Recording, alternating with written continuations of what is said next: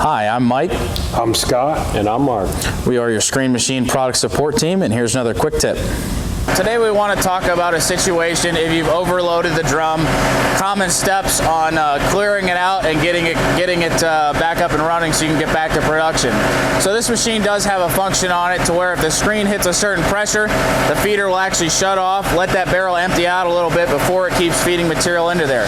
But some situations can occur where it just gets so overloaded that it actually goes over pressure and stalls the drum out. So there are steps in place to help you clean that out and get going a little quicker.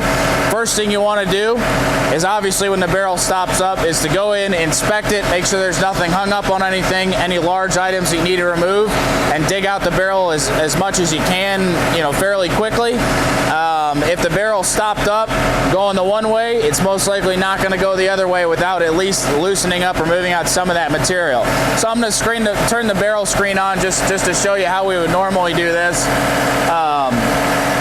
So I've got this speed at about 50% for the barrel. I'll go ahead and just turn it on. We're not running any other functions. But this is how your barrel is typically going to run that way. So let's say that the barrel got stopped up and now it is completely stalled out. So we're going to shut it off to mimic that. Whenever you want to do this, you want to shut the barrel off first. Let it come to a complete stop. And like I said, inspect, dig out what you need to dig out, clear the material out a little bit, and then once you've done that a little bit, it's kind of the same principle as a belt. Why we have the reverse function on our crusher so you can toggle it back and forth to loosen that up a little bit.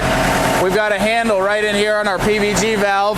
This obviously electronically controls all this. You can control speed, all that stuff, but the backup on these valves is the handles you see right on the top here.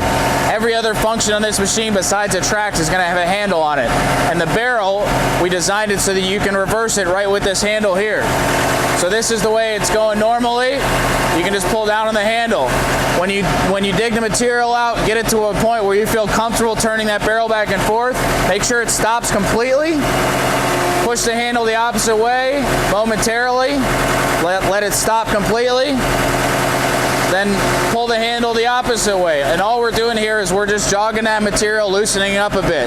But you want to be very careful when you're doing this to make sure it's not still overloaded and to make sure you don't just hammer it back and forth very quickly. What you can do at that point, if you do that, is you can damage those couplings, the motors right there, if you're shock loading them back and forth too much. So this is a nice feature when it is used properly. So you want to make sure that, like I said, all the larger stuff, nothing is hung up on it. Once you clear it out a little bit, just take this, it's the second handle in on this valve, and just go right back and forth with it a little bit, very, very slowly, not shock loading it.